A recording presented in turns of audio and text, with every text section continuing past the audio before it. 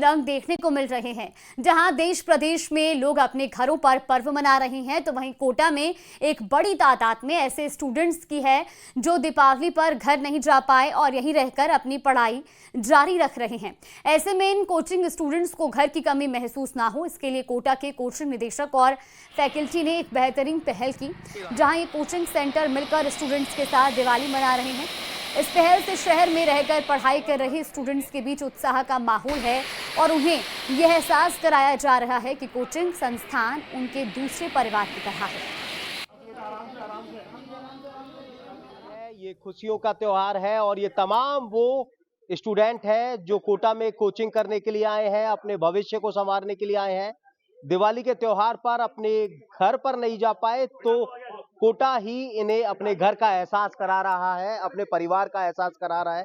और फिलहाल आप देख सकते हैं कि ये तमाम बच्चे दिवाली का जो सेलिब्रेशन है अपने घर की तरह ही यहाँ पर आपको करते हुए नजर आएंगे। हाथों में फुलझड़ियां हैं, आतिशबाजी यहाँ पर ये तमाम बच्चे कर रहे हैं और खुशी का इजहार भी उस तरह से कर रहे हैं कि ताकि घर से दूर घर की कमी का एहसास ना हो, ना रहे। निश्चित तौर पर साहब, कोटा जो है वो इस बात का एहसास कराता है कि आप घर से दूर हैं लेकिन घर के अंदर है, और ये बच्चे फिलहाल यही महसूस कर रहे हैं कि अपने परिवार में और अपने घर में है। पूरे कोटा में जहाँ पे भी ये रह रहे हैं, अभी तो ये अपने इंस्टीट्यूट में आए, लेकिन जहाँ हॉस्टल में वहाँ सब इनको परिवार की तरह मानते हैं। वहाँ सब इनके साथ होली, दिवाली और जो भी त्योहार होता है, ये लोग अभी पढ़ाई के कारण अभी अपने घर नहीं जा रहे हैं क्योंकि इनका टारगेट ईयर है। 1 साल का ये जो त्याग कर रहे हैं, ये जो एक तरह से कहते हैं ना तपस्या कर रहे हैं, उस तपस्या का फल इनको अगले साल इनके मेडिकल और इंजीनियरिंग कॉलेज में जाने से मिलेगा और वो फिर जीवन भर ये दिवाली, होली और उत्साह के साथ मनाएंगे। बिल्कुल, जीवन में आगे ये जो होली, दिवाली उत्साह के साथ में मनाएंगे, लेकिन फिलहाल घर से दूर है तो घर की कमी ना अखरे। फिलहाल किस तरह से सेलिब्रेट कर रहे हैं दिवाली को? जी, बहुत ही अच्छा लग रहा है एलन में कि मतलब कि घर से दूर हैं बट घर जैसा बिल्कुल महसूस हो रहा है। ऐसा नहीं लग रहा कि हमारे घर वाले नहीं है, फिर भी एकदम घर जैसे त्योहार मना रहे हैं। बिल्कुल, किस तरह से सेलिब्रेट कर रहे हैं? जी सर, बढ़िया है सर, काफी मतलब एकदम लग ही रहा फैमिली से दूर है, सब लोग एक जैसे दोस्त वगैरह सब लोग। तो किस तरह से सेलिब्रेट कर रहे हैं? सर बस एलन वालों के साथ ही कर रहे हैं, बाकी हम यहीं पे कोटा में ही पढ़ रहे हैं। तो पटाखे, मिठाई सब कुछ? हाँ। तो देखिए, ये तमाम कोचिंग स्टूडेंट फिलहाल घर से दूर घर की तरह अपनी जो दिवाली है वो सेलिब्रेट कर रहे हैं और ये फेस्टिवल भी यही सिखाता है कि भले ही हम घर ना जाएं लेकिन दूसरों के साथ उस तरह से खड़े हो कि उन्हें किसी भी तरह की कमी ना महसूस हो। और फिलहाल कोटा कुछ इसी तरह का संदेश दे रहा है, घर परिवार जैसा। और ये तमाम जो स्टूडेंट हैं वो अपनी दिवाली को घर परिवार की तरह कोटा में सेलिब्रेट कर रहे हैं। हिमांशु मित्तल, न्यूज़ 18 कोटा। तो वहीं राजधानी जयपुर में पटाखों की जमकर बिक्री हो रही है। पटाखा बाजार में पटाखे खरीदने के लिए लोगों की भीड़ भी उमड़ी हुई है। इस बार बाजार में ग्रीन पटाखों पर जोर है। कोर्ट ने भी ग्रीन पटाखों की आतिशबाजी पर छूट दी है और बाजार में सभी तरह के पटाखे भी उपलब्ध हैं। ऐसे में तस्वीरें आपको दिखा रहे हैं जहां लोग पटाखा खरीदारी के लिए पहुंच रहे हैं और इस बार बाजारों में ग्रीन पटाखों पर ज्यादा फोकस किया गया है और सुप्रीम कोर्ट की ओर से भी ग्रीन पटाखों की खरीदारी और उनकी इस्तेमाल पर छूट दी गई है। दिन है और दिवाली के दिन शाम को आतिशबाजी ना हो, ऐसा कैसे हो सकता है। और इस बार तो खुद कोर्ट ने भी ग्रीन पटाखों को लेकर हरी झंडी दिखा दी है। लिहाजा इस समय ये राजधानी जयपुर का पटाखा बाजार है और पटाखे के बाजार में अभी से जो है वो लोगों की भीड़ उमड़ पड़ी है पटाखे खरीदने के लिए। कुछ बच्चे हमारे साथ हैं यहाँ पर जो पटाखे खरीदने आए हो। पटाखे खरीदना है। क्या क्या खरीदा आपने पटाखों में? अभी हमने यहाँ पे सूतली बम वगैरह ये सब लिए, फुलझड़ी लिए। यहाँ का मार्केट बहुत सस्ता है। हाँ। अपन जैसे दुकानों पे जाते हैं होलसेल जैसे। आपने क्या लिया पटाखों में? हमने मतलब ये सूतली लिया है, बहुत अलग अलग। जैसे अभी मार्केट में अगर 300 प्राइस है ना, तो और कितने बजे शुरू करोगे आतिशबाजी? हम जल्दी शुरू करने का विचार कर रहे हैं। 7:30 बजे जैसे अंधेरा होगा वैसे हम शुरू हो जाएंगे। आपको पटाखे बाजार की कुछ अंदर से भी तस्वीरें दिखाते हैं, आप अंदाजा लगा सकते हैं कि भीड़ जो है वो किस कदर पटाखे खरीदने के लिए यहाँ पर जो है वो है। क्या है इस बार सबसे ज़्यादा जो पटाखों की खरीदारी में सबसे ज़्यादा कौन सा पटाखा? सारे पटाखे चल रहे हैं जो पहले चलते थे वही हैं। कुछ वैरायटी बच्चों के लिए भी आई हैं, फैंसी वैरायटियाँ। सब पटाखे बिक रहे हैं। इस बार कोर्ट ने भी हरी झंडी दे दी है कि पटाखे ग्रीन पटाखों को लेकर जो है, तो ग्रीन पटाखे कैसे पता करेगा ग्राहक कि आपके पास में ग्रीन पटाखे हैं? ये भैया हर जो भी पैकिंग होती है उसके ऊपर ये ग्रीन का लेवल होता है। ये तो देखिए। ये जो मार्का है आप देख सकते हैं इस पटाखे के डिब्बे के ऊपर, ये ग्रीन पटाखों का जो है मार्क लगाया हुआ है और इसी से जो है ग्राहक को आसानी होती है ग्रीन पटाखे ढूंढने के अंदर। हमारे साथ कुछ और भी लोग मौजूद हैं यहाँ पर। आप भी पटाखा खरीदने पहुंचे हैं भाई साहब?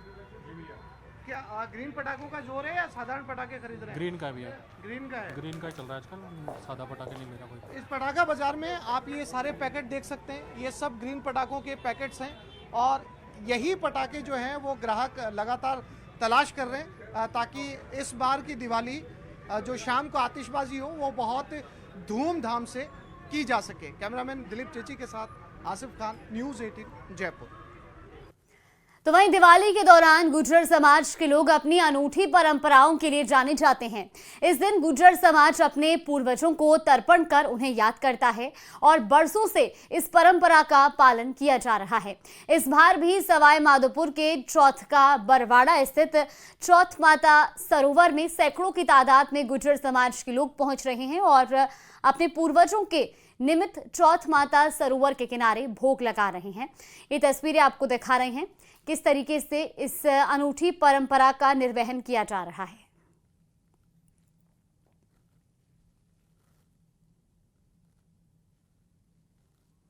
ओसवाल परिवार की तरफ से हम हर साल माउस के दिन दिवाली का बड़ा त्यौहार रहता है। दिन हम एक गित्तरों के एक छाट भरते हैं। एक ये वर्षों से हैं हमारे समाज में बुजुर्गों ने ये कहा है कि जहाँ छाट भरो और अपनी पवित्र स्थान को दिवाली की तरफ से राम राम खराब करने लगे। सूचना मिलते ही पुलिस बंद सड़क खुलवाने पहुंची थी। हालांकि मामला बढ़ते ही पुलिस ने हल्का बल प्रयोग कर मौके से जाम को खुलवाया। फिलहाल ये 2 तस्वीरें भी आपको दिखा रहे हैं। इस पूरे मामले के बाद किस तरीके से वहां पर जो लोग हैं वो आक्रोशित नजर आए और उन्होंने अपना गुस्सा भी जाहिर किया। इस बीच जाम को खुलवाने के लिए पुलिस को हल्का बल का प्रयोग भी करना पड़ा।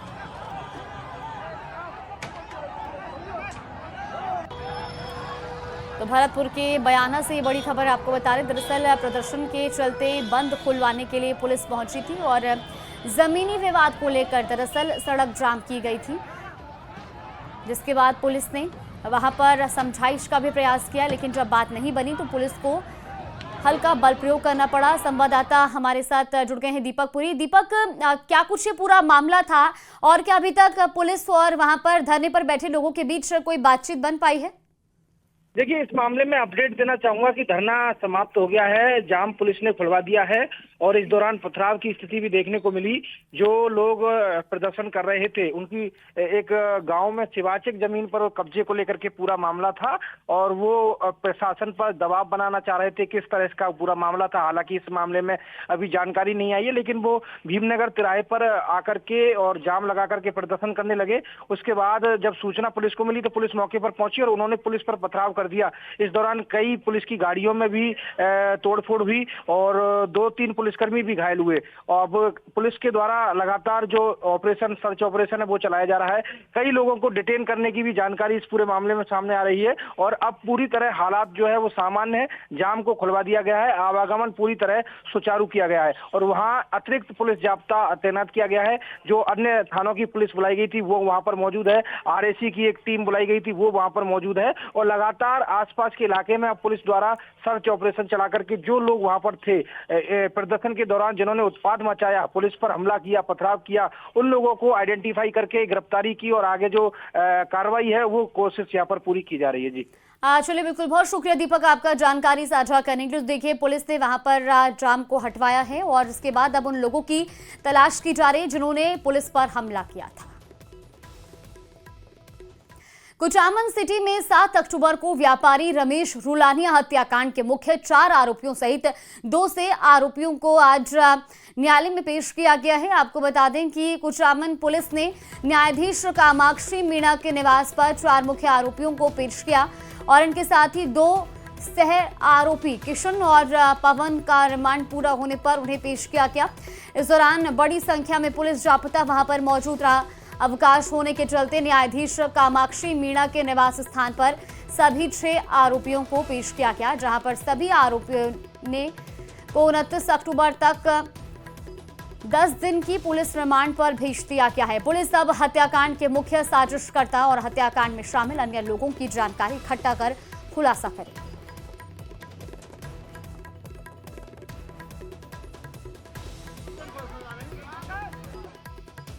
तो वहीं पोखरण विधायक महंत प्रतापपुरी महाराज लाठी गांव के दौरे पर रहे, जहां वो जैसलमेर बस अग्निकांड का शिकार हुए। आपको बता दें कि गोपीलाल दर्जी के घर भी पहुंचे और इस दौरान उन्होंने गोपीलाल के परिजनों को सांत्वना दी, 5 लाख रुपए की आर्थिक सहायता देने की घोषणा भी की। तो वहीं 2018 के विधानसभा चुनाव के दौरान हुए उपद्रव का शिकार हुए जुगता राम सुथार के परिवार को भी 5 लाख रुपए की मदद की घोषणा की।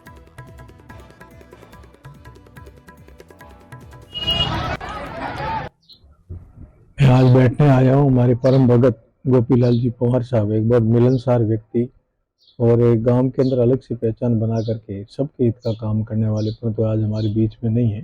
मैं उनको श्रद्धांजलि समर्पित करता हूँ, भगवान से प्रार्थना करता हूँ कि उनको श्री चरणों में स्थान दे और परिवार को सांत्वना और आशीर्वाद की मंगल कामना के साथ में बैठा हूँ।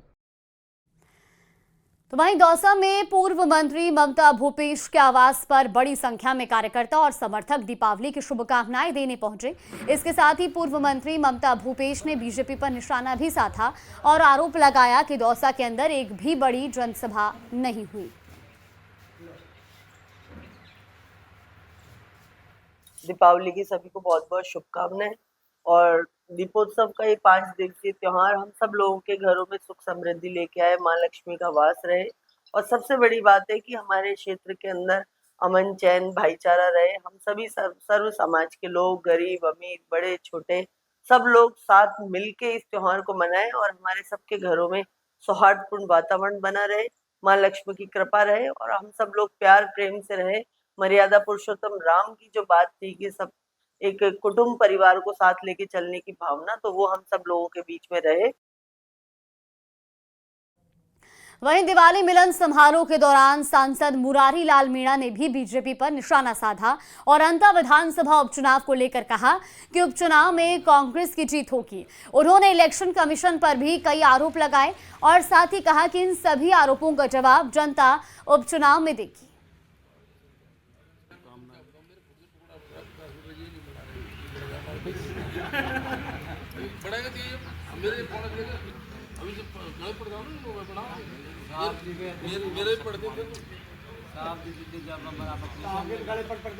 वीडियो आपने कर भी दिया था सर, पूरा आपने तो पूरा कंप्लीट करवा लिया था।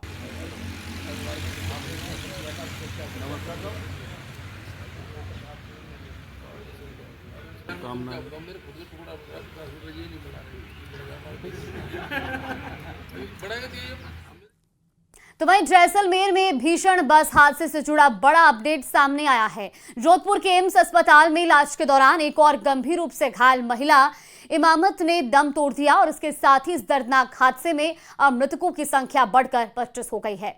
अस्पताल सूत्र के अनुसार हादसे में घायल 2 लोगों की हालत अभी भी नाजुक बनी हुई है, जिन्हें वेंटिलेटर पर रखा गया है। तो वहीं एक अन्य गंभीर घायल को बेहतर उपचार के लिए अहमदाबाद रेफर किया गया। आपको बता दें कि यह हादसा जैसलमेर में बस और ट्रक की आमने सामने भिड़ंत से हुआ था, जिसमें कई लोगों की मौके पर ही मौत हो गई थी। प्रशासन और पुलिस लगातार राहत और उपचार कार्य की मॉनिटरिंग कर रही हैं। तो ये तस्वीरें उस दिन के हादसे की और अब इस हादसे में जो मरने वालों की संख्या है वो 25 पहुंच चुकी है, क्योंकि गंभीर रूप से घायल महिला ने भी दम तोड़ दिया है।